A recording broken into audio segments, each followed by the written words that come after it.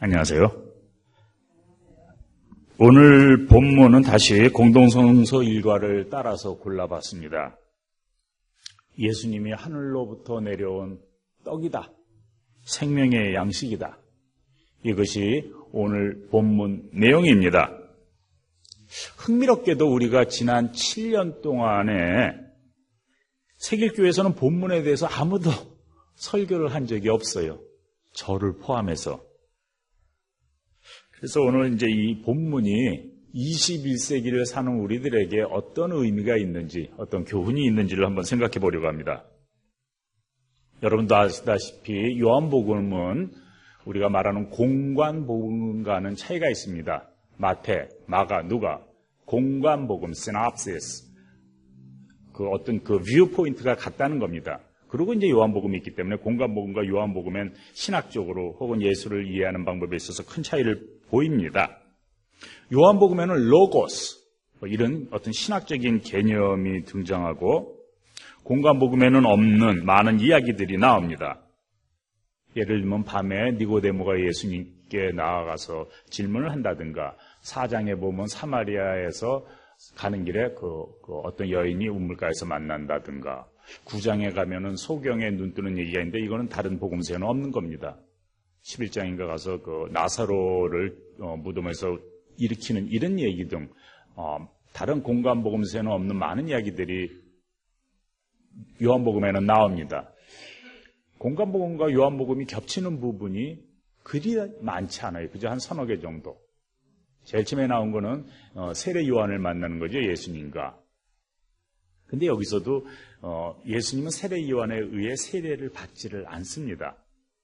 다만 세례 요한이 세상에 죄를 지고 가는 어린 양을 보라 이런 식으로 그냥 넘어가죠. 또 한번 2장에 가보면은 예수님이 성전에 올라가서 매매하는 자들의 상을 뒤엎고 한바탕 난리를 치시는 일이 나오는데, 이 얘기는 보통 공관복음에서는 예수님의 제일 생애의 마지막 자리에 놓고 그것 때문에 예수님이 돌아가시게 되는 계기가 되는데, 요한복음에는 이거 제일 처음에 갖다놔요. 이런 차이가 또 있지요.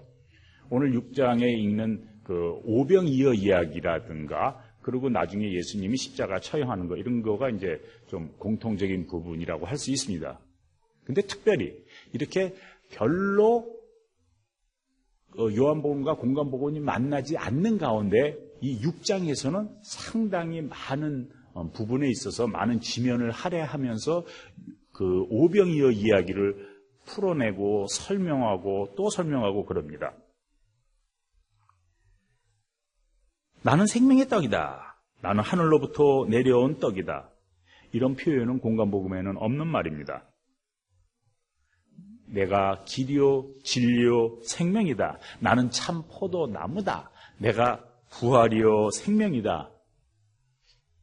에고 에이미, I am, 나다. 이건 아주 요한복음의 아주 전매 특허입니다. 독특한 말입니다. 또 하나 눈에 띄는 사실이 있다 그러면 요한복음에는 성만찬 제정에 관한 얘기가 없어요. 마태복음, 마가복음, 누가복음, 그리고 고린도 전서에도 보면은 이 성만찬 제정에 어떤 모티브가 되는 이야기가 있습니다. 내용인즉슨 우리가 예배 시간에 늘 하는 것 같이 예수님이 잡히시던 날 밤에 예수님이 제자들과 이제 마지막 식사를 합니다. 빵을 들어서 감사 기도를 드리고 떼어서 주면서 먹어라. 또 잔을 들어서 감사의 기도를 드리고 주면서 마셔라. 그럽니다. 이렇게 떡과 잔을 들어서 감사의 기도를 드리고 주고 먹는 이런 일련의 제의적 행위는 요한복음에는 등장하지 않습니다. 그런데 이와 유사한 얘기가 있어요. 그게 오늘 본문 이야기입니다. 내 살을 먹고 내 피를 마시라. 이런 이야기입니다.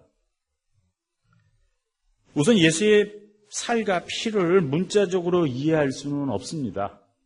식인종이라면 모를까 사람이 사람을 먹지는 않습니다. 흡혈귀가 아닌 이상 피를 마시지도 않습니다. 창세기 9장에 보면은 동물을 인간들에게 이제 그 식물로 줍니다. 창세기 9장 이전에, 노아의 홍수 이야기 이전에는 동물을 못 먹게 돼 있어요. 근데 그 이후에는 동물을 이제 먹이로 주죠. 그렇지만 피는 먹지 말고 피는 쏟아라. 왜냐? 피 속에 생명이 있기 때문이다. 그런 얘기가 있습니다. 어떻든 당시에 이 예수님의 말씀을 듣고 있던 많은 사람들은 야, 이 말은 너무 어렵다. 이걸 누가 이해를 하겠냐? 그래갖고 떠납니다. 예수가 자신을 생명의 떡이라고 그랬을 때 이것이 무슨 말일까? 문자적으로 이해할 수 없다 그러면은 당연히 상징적으로, 은유적으로 이해를 해야 되겠죠. 왜 이런 얘기를 하고 계실까?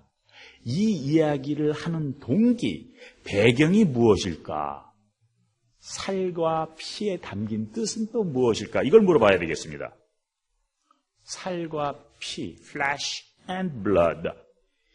이거는 인간을 말하는 겁니다. 혹은 인간과 관계되는 일을 뜻하는 어떤 당시에 정형화된 표현이라고 볼 수 있습니다. 예를 들면 마태복음의 16장에 보면 베드로가 예수님한테 주는 그리스도시요 살아계신 하나님의 아들입니다. 그러니까 예수님이 그래요. 이것을 알게 한 거는 혈육이 아니고 하늘에 계신 내 아버지가 알게 했다. 혈육. 이거는 사람이란 뜻입니다. 혹은 고륙이라는 단어처럼 어떤 가족이라는 말도 되겠네요. 고린도전서 15장이 부활장인데 나중에 그런 얘기하죠. 내가 이것을 말하노니 혈과 육은 하나님의 나라를 유업으로 받을 수 없고 썩을 것은 썩지 않을 것을 유업으로 못 받는다.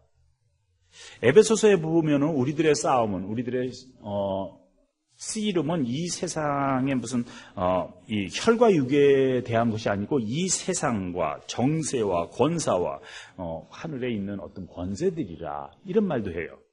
여기서도 볼 수 있듯이 혈과 육, 피와 살, 이거는 인간 혹은 인간사, 인간과 관련된 일을 뜻하는 어떤 문학적인 표현이라고 할 수 있습니다.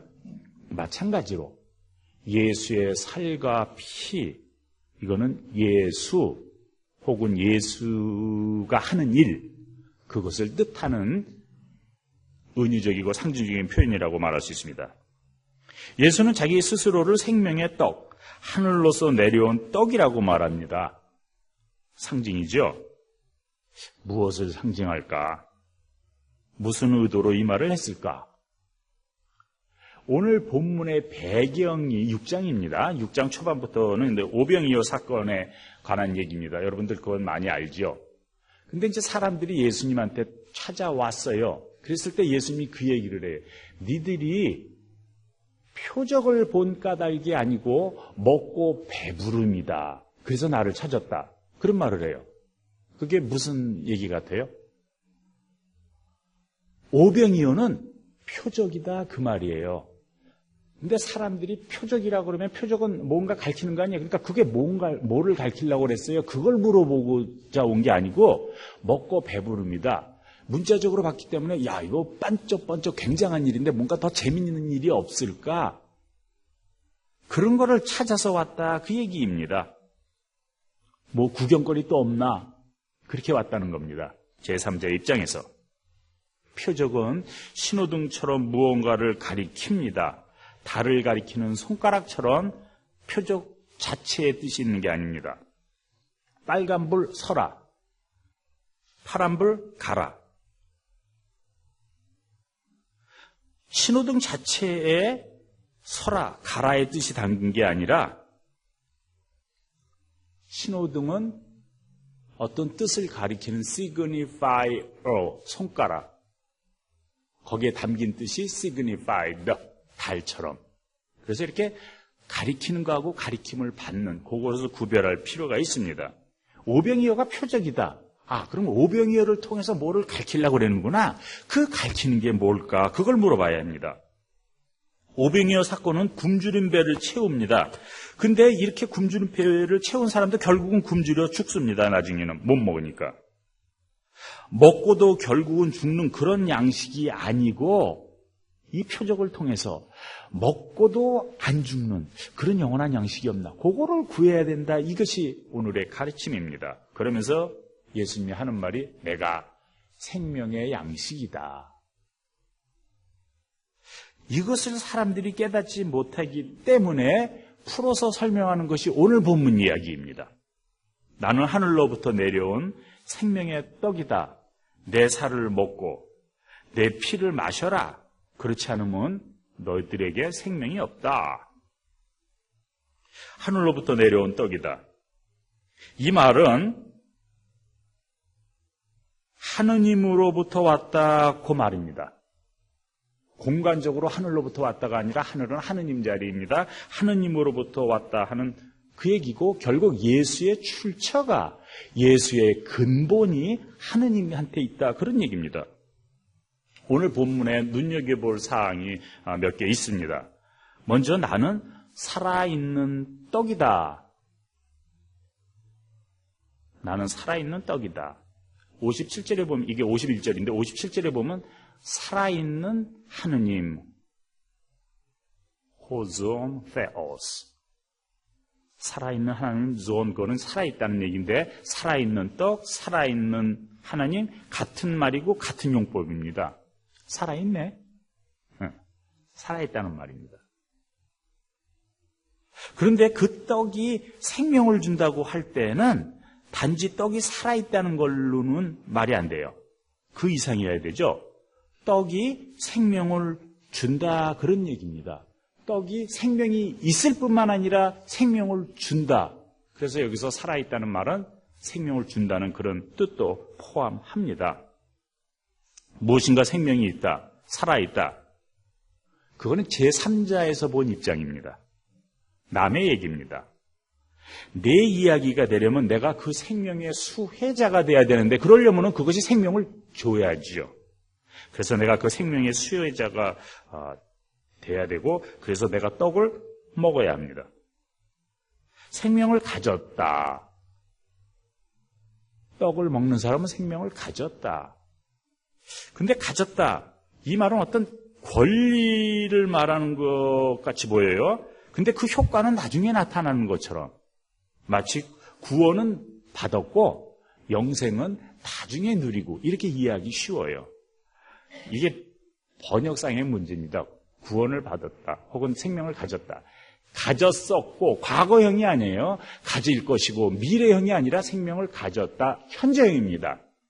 You have life. 생명을 가지고 있다. have life. 생명을 지금 여기서 누리고 있다. 그 말입니다. 그것을 설명하는 것이 세 번째로 그 떡을 먹는 사람은 예수 안에 거한다. remain. 그런 표현을 썼습니다. 예수가 하나님 안에 거하는 것처럼 우리도 예수 안에 거한다. 예수가 하느님의 마음에 뿌리를 두고 있다는 그런 말입니다. 마찬가지로 우리도 예수의 정신과 가르침에 뿌리를 두고 있다는 그런 뜻입니다. 조건이 있지요. 그것이 예수의 살과 피를 먹는다는 말이고 이 거친 표현 속에 담긴 뜻은 우리가 예수 안에서 생활해야 한다는 말입니다. 제가 아까 그 영어로도 읽고 한국말로도 읽는 그걸 통해서 얼핏 봤는데 여기 먹는다는 말이 아마 줄잡아 한 10번은 나올 거예요. 영어로는 eat. 한국말은 먹는다 그러는데 헬라어에는 두 가지를 써요. 하나는 영어로 번역하면 eat, 하나는 chew. 우리말로 하면 먹는다, 씹는다. 4번, 최소한 4번을 씹는다예요. 내 살을 씹고 이 빵을 씹고 얼마나 그냥 무시무시한 말이에요. 근데 곰곰이 생각해 봐요. 너희가 빵을 씹고 빵을요 도둑처럼 그냥 후다닥 삼키면은 체해요. 꼭꼭 씹어 먹어야지요.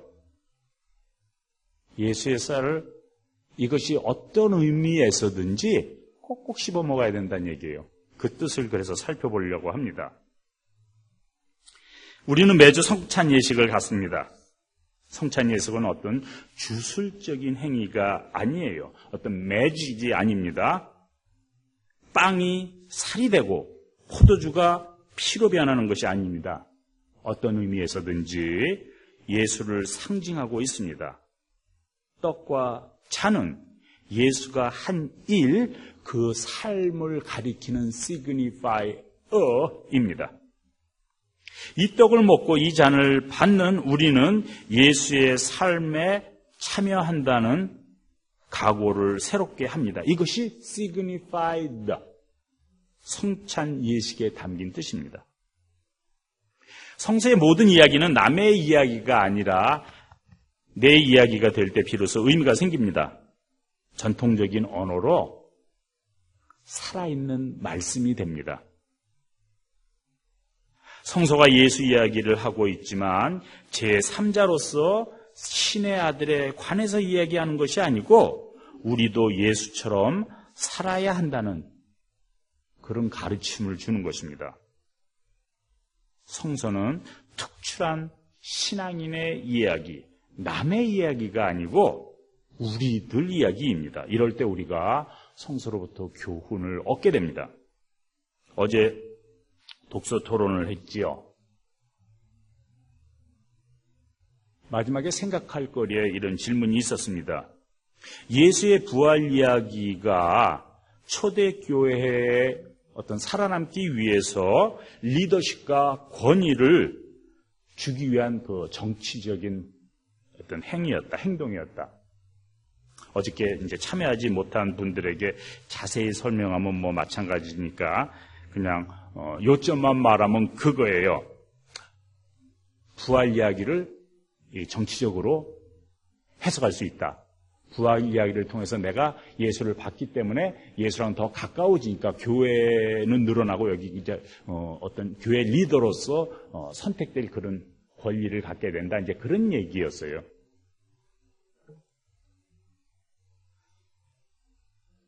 질문은 이런 해석이 과거에는 그렇다고 치고 현재 21세기를 사는 우리 크리스천들에게 어떻게 정당화될 수 있을까? 그거였습니다. 예수 부활에 대한 저자의 어떤 정치적인 해석이 뛰어났다면은 발제자의 이 질문은 뛰어난 해석을 뛰어넘는 탁월한 질문이었다고 할 수 있습니다. 이제 그 탁월한 질문에 대해서 조심스럽게 대답할 차례죠. 부활 이야기를 남의 이야기로 읽으면 나와는 전혀 상관없는 옛날 옛적 딴 동네 이야기가 됩니다. 그래, 너는 예수의 부활을 봤으니 좋겠다. 근데 내가 왜 네 말을 따르고 네 주장에 동조해야 하냐? 평등을 주장하는 이 현대 세계에 그리고 평신도와 목회자가 함께 꿈꾸는 교회에서 이 세길교회에서 이런 우월 의식은 당연히 배제되고 거부해야 되지요. 고리타분한 생각입니다. 그런데 부활 이야기는 교회 치리를 위해서 누가 더 잘났냐를 선택하려는 것이 아닙니다. 스스로의 신앙을 점검해보고 다짐하는 그 사람의 신앙 고백입니다. 내가 예수를 봤다. 야, 내가 명색이 부활한 예수를 만난 사람인데 이거 이렇게 살면 되나? 자기 반성입니다. 내 안에 예수가 살아계시는데 그 정신으로 잘 살아야지. 에고, 이렇게 스스로를 다짐하는 그런 얘기입니다. 오늘 본문 끝부분을 다시 읽어봅니다. 내 살을 먹고 내 피를 마시는 사람은 내 안에 있고 나도 그 사람 안에 있다. 내 살을 씹고 내 피를 마시는 사람은 내 안에 있고 나도 그 사람의 안에 있다. 살아계신 아버지께서 나를 보내셨고 내가 아버지로 말미암아 사는 것 같이 나를 씹는 사람도 나로 말미암아 살 것이다. 아까 얘기했죠. 살을 먹는다, 피를 마신다. 엄청 끔찍한 얘기를 21세기를 사는 우리들 삶에 어떻게 적용할 수 있을까? 떡은 은유적인 표현으로 말씀을 뜻합니다. 사람이 떡으로만 살 것이 아니요 하나님의 입으로 나오는 말씀으로 살 것이다. 떡과 말씀이 어떤 이렇게 이 문맥상으로 상통합니다. 예수가 생명의 떡이라는 말은 다르게 말하면은 예수가 생명의 말씀이라는 말이고, 그렇다면은 예수의 가르침이 성경에 담겨 있다는 것입니다. 그래서 성경을 연구합니다. 빵을 씹지 않고 먹으면은 체합니다. 말씀을 씹지 않고 삼키면은 체합니다. 우리가 예수의 살을 씹어야 하는 이유고 예수의 말씀을 곱 씹어야 하는 이유입니다. 우리들의 상황에 맞게. 성만찬 이야기는 예수 이야기, 남의 이야기가 아닙니다. 그 말씀이 생명을 가진다면, 그리고 살아있으려면은 생명을 줄 수 있어야 합니다. 다른 말로 성서의 말씀을 내 것으로 만들 수 있어야 합니다. 예수의 정신이 내 살과 피 속에 녹아 들어갔고 내 삶으로 되살아나야 됩니다. 성만찬 예식은 제의적인 행동이지만 이것을 통해 우리는 스스로 다짐합니다. 만병통치약을 먹었으니 몸보신 잘했다, 한 주간. 그런 것이 아니겠죠. 잘 살아야 되겠구나. 이렇게 다짐하고 또 나를 다독이는 것이 성만찬 앞에서 우리들이 되새겨야 되는 것입니다. 매주 성찬 예식을 통해서 우리는 우리의 정체성을 확인합니다. 새로운 한 주간. 예수가 내 안에, 내가 예수 안에, 하느님이 내 안에, 내가 하느님 안에서 살 수 있기를 바랍니다.